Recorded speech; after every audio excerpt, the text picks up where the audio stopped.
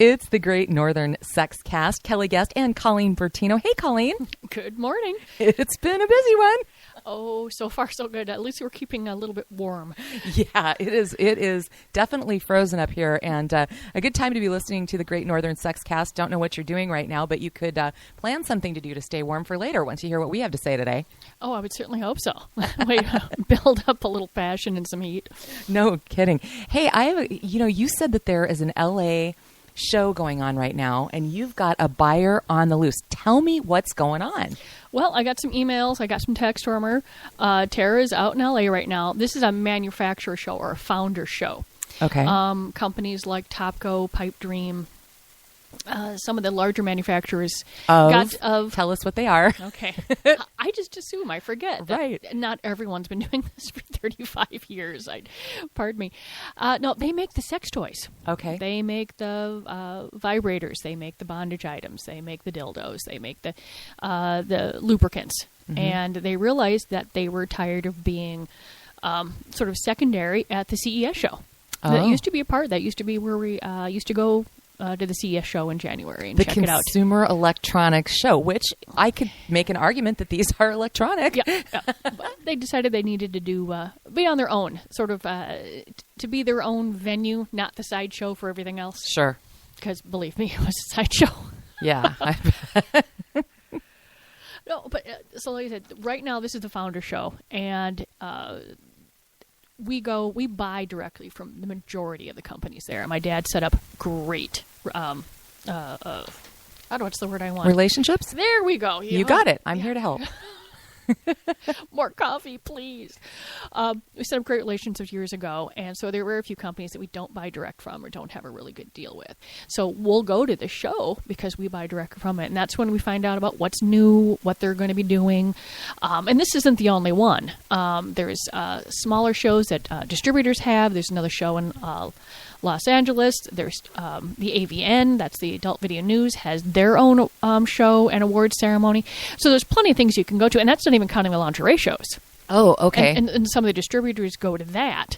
But like I said, we buy direct, so we just go where the major manufacturing companies are. Okay. Mm-hmm. So this one's out in LA. I would imagine this is probably a pretty big one. It is. It's the one that we, like I said, I don't like to waste our times with the distributors if we don't have to. We just want to go to the manufacturer. Yeah. And so there are 2 of these a year. And what they're saying is that they're always upgrading. I'm so glad that I don't do the buying anymore. It used to be about a 30-page catalog, and now they are, okay, if you're younger, you may not understand this, but now they're like phone book size. Oh, sure. I'm going to have to find something that, someone under the age of, 30 is going to recognize to use as a description anymore. But there are so many products. I'm glad I don't have to make decisions no more carrying anymore. Well, I'm trying to figure out if they do this. Basically, this one you said happens twice a year. Mm-hmm. Okay, this is going to sound like a stupid question, but what on earth could possibly be new? I mean, hasn't all this stuff pretty much been thought up already? Well, what they end up doing is sort of improving on what they have. There'll be better materials. They'll different grades of silicone, different grades of blends.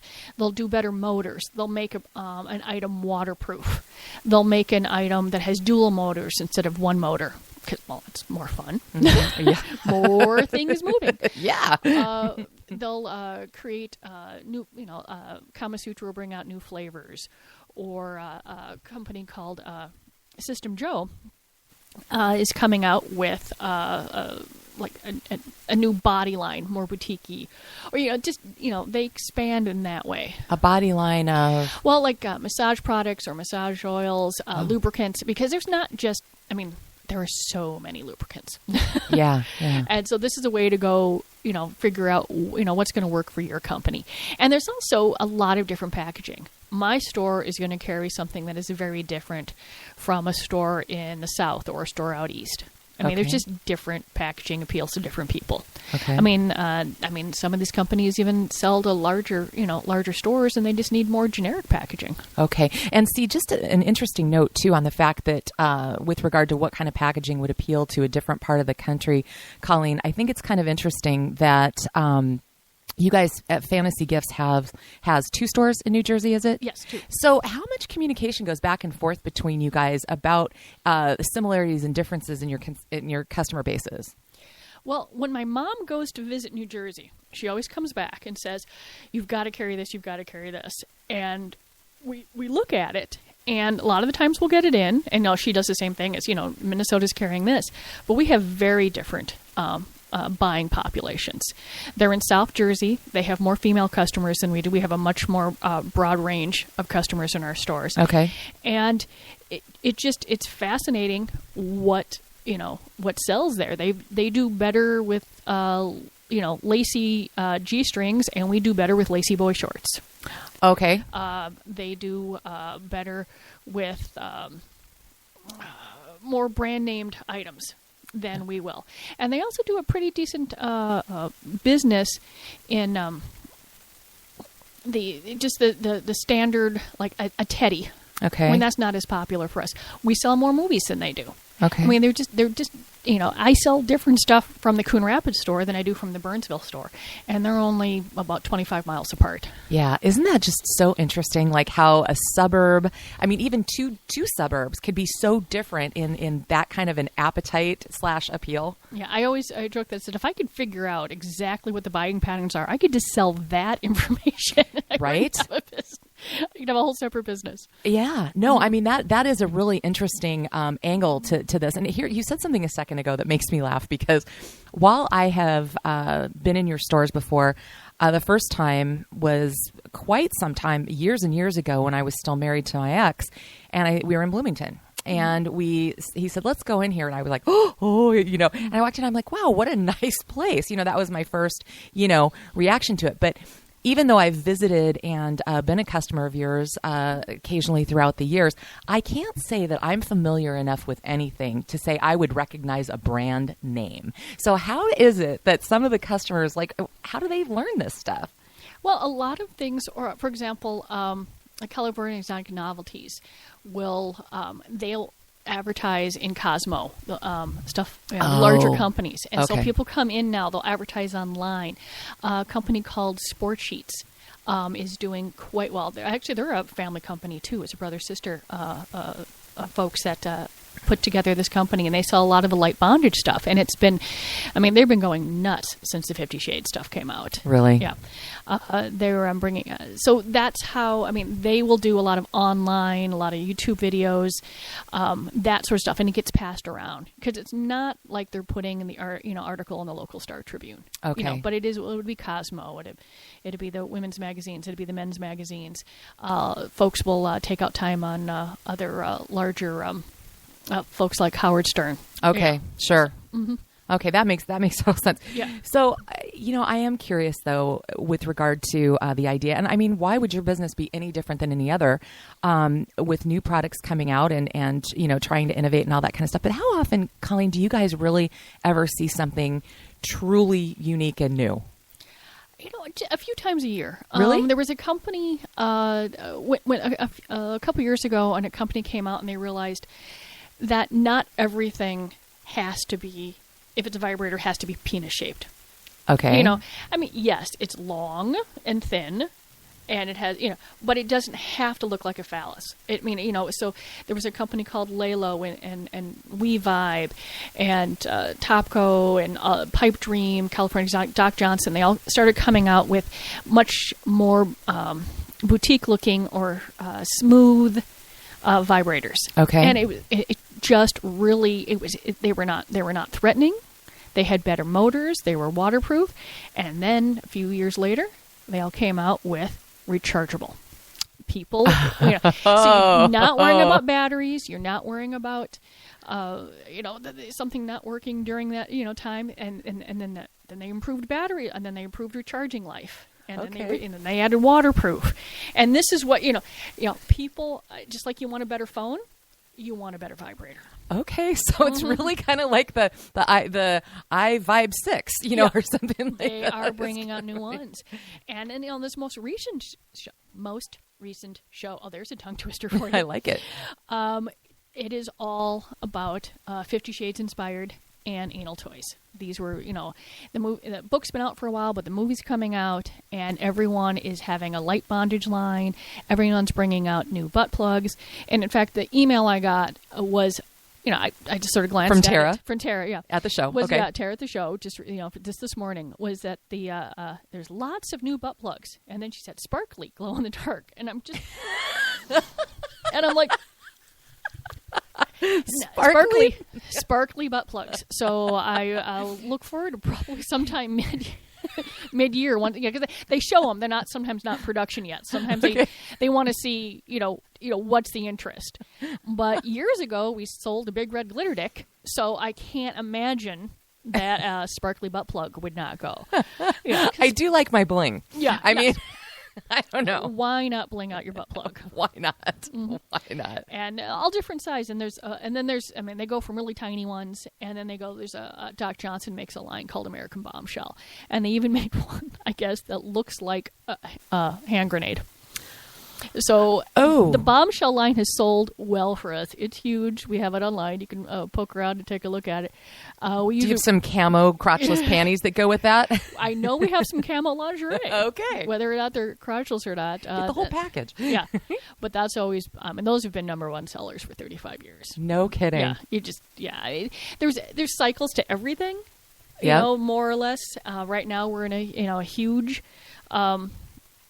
whether or not people are more willing to talk about it because of the movie, or whether but we always sold a lot of bondage stuff. Did you really? Yeah. I was going to ask you about that too. I want to talk about that kind of in the next segment a little bit. Mm-hmm. We'll kind of put a pause on bondage for a minute, but you just. Let's just put that on hold. Did we safe word? We'll pause on that? Okay. Just safe word. Yeah. So, no, I want to know, like you just mentioned about trends and all of that. How often would you say that things do shift? And what are some of the indicators? I mean, how do you feel it right away in the store? It's like all of a sudden nobody's interested in butt plugs this week. Or I don't know. How does that work? How do you guys gauge that stuff? It really is customer request. We'll start getting people are asking about this. And then I immediately go to Google and go, was there an article somewhere? Did someone mention it did it happen in a TV show? That's when we find out. A lot of times it will be industry driven. I mean, if they're going to create a whole new line of let's say housewives inspired toys, that's sort of big out there, and we're going to know about it. Okay. But a lot of times it really is customer request, and I feel like I have to admit, I feel like I'm catching up sometimes. Yeah. But that's how that's how we started. Customers asked, and my dad said yes. Okay. I'll find it. Whatever it is. He didn't know what it was. He just found it. That's hilarious. Mm-hmm. And, just in case this is your first time listening to the Great Northern Sexcast, we are once again broadcasting from the Fantasy Gifts headquarters, deep buried in Edina, and you have to have this very modest sign according to the local ordinance, correct? Oh, well, just the person who saw, I'm not sure what Edina says, but I do know that the folks were sort of weirded out selling it to us, the building, and we'd agreed to not put our name on the building. And I'm like, whatever. Okay. I just there are just so many other things to deal with. Right. Just, yeah. And the building was a really good deal. Sometimes I just, this is not a thing, choose your battles with a toddler or dumb rules. Yeah. Dumb rule. No, and this is just a super fun place actually to visit and go exploring, if you will. I've had the pleasure of getting to do that. One of the things I want to know, Colleen, though, is do these trends, I know obviously probably like any regular retail institution, you guys obviously stock up in a certain way for Christmas, but how else do you determine seasonal trends in this industry? When you're taking a look at, let's say, Valentine's, you're taking a look at Valentine's in September. Oh, yeah, true, I suppose, yeah. The joy of retail is you're always about 4 to 6 months ahead of what's going on. It's not as bad as other areas, adult, that you're a little more sane. But you just take a look at what has sold, and how can we get an item that's better than what's sold in the past? Okay. We're mainly looking at this point for improvement. And then there's been times when we get an item and it sells, and then it hits a brick wall. We're really? And we don't know why. I mean, it was a spectacular item. It's still a spectacular item, but that's the vagaries of retail sometimes could just drive you insane. And I don't care whether it's a widget, a bowling ball, or a butt plug. The same rules apply. Oh yeah. Yeah. Oh, yeah. Retail clothing, you can hear that story over and over again, with all of a sudden this was hotter than all get out. And now it's all sitting on the rack marked down 75%. But what does happen to the out of favor sex toys at Fantasy Gifts? Well, like all retail, I carry, I don't carry as much in stock as we used to. You just don't want to be sitting on something anymore. Okay, that sounds really bad. You just don't. So we are, we do pay much closer attention to what we have in stock. Mm-hmm. And if it gets to a point, we will mark it down and put it on a table. Although with 9 stores, there's usually a store that particular item is doing well in. Interesting. And so lucky that I can move stuff over to a store where this was a really popular item over at this store. Yeah. And not so much over here. And then the same thing, we move stuff around. We have the lovely advantage of that. Yeah, that is nice. Especially for lingerie. Because you just have no idea what's going to catch people's eye. You don't buy the same 9 outfits for all 9 stores. There's different personalities. Things are going around. And then you end up with a whole bunch of smalls. You don't want that. Right.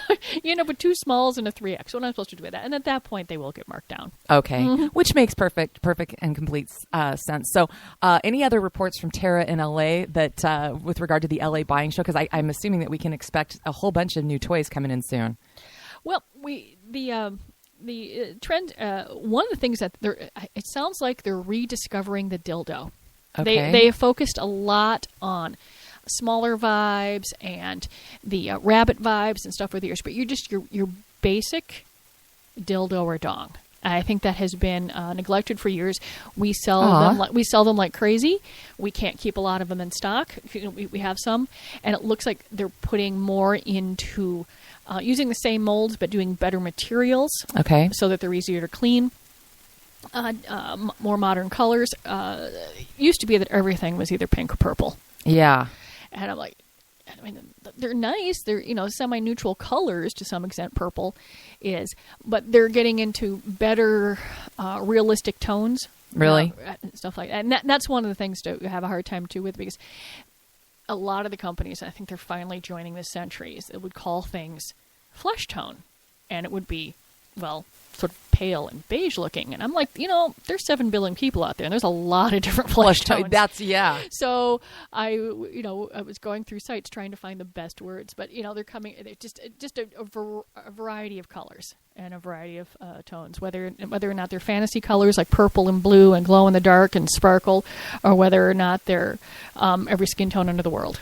Okay. So I think that's what they're improving on right now is the dildos. Dildos. Okay. Mm-hmm. And, one of the questions that I've had about those, because, if you go and you see them in a store, I would have to say, if I can be intimidated, that would be one thing that is probably the hardest. A vibrator feels so much more mainstream than a dildo. So what do you think of, are there going to need to be some walls broken down regarding the comeback of the dildo? Well, like I said, I've been having a difficult. The ones we carry, I'm very proud of the lines we carry, and they're very popular. And I'm looking forward to getting new ones because I really don't think the majority of Minnesotans are having a difficult time with their dildo purchase. So I'm just uptight. Or it could have been that only the bombshells were left, and those are pretty big. Yeah. But yeah, we do carry a wide variety of sizes. Okay. And I would say that probably the 5-inch ones probably do sell a lot better than the 10-inch ones. Aha! Aha. Well, that should be hope for men everywhere. Yeah, I know. How do I respond to that without being catty? I don't. Well, then we'll go ahead and just take a break. We're going to talk some S&M. We're going to bring in some more of the great Fantasy Gifts team. We're going to talk about home parties at one point today and our next show, too. We've got Michael coming up in the next week. A lot of great stuff. We're going to be bringing more and more of the team members in to join the conversation because let's just be honest, you've got some really fun people around here. I've got some great people, and for the most part, they know what's going on. And when Tara gets back, will she come in and tell us tales from the show? I hope so. Okay. Either that or she'll feed me a lot of notes. We'll see how it's going through there. Well, I want to see a sparkly butt plug. Oh, I'm sure we can manage that. If not if not the next few shows, they'll be in. And we'll turn off the lights and check out the glow-in-the-dark ones and test it right here. Oh, when we get glow-in-the-dark stuff in, we have, in fact, I'll run into the kitchen area and turn off the lights. And close the door. Because that's like an interior room here. Yep. Are they pretty good? When we did have some of the vibrators, they really did glow. Okay. And same with the condoms. We're like, oh, do these actually glow? Are they FDA approved? Because there were a lot of novelty ones. Sure. But they tend to, no one tends to want to pay what it really costs to get an FDA approved glow in the dark condom. It sounds funny until you have to drop a lot of money on them. I believe we found some that were reasonably priced. I'd have to look into that. See, this is why I have my employees, because they're smarter than me. No, you're just too busy running the show around here, Colleen Bertino. You are listening to the Great Northern Sexcast.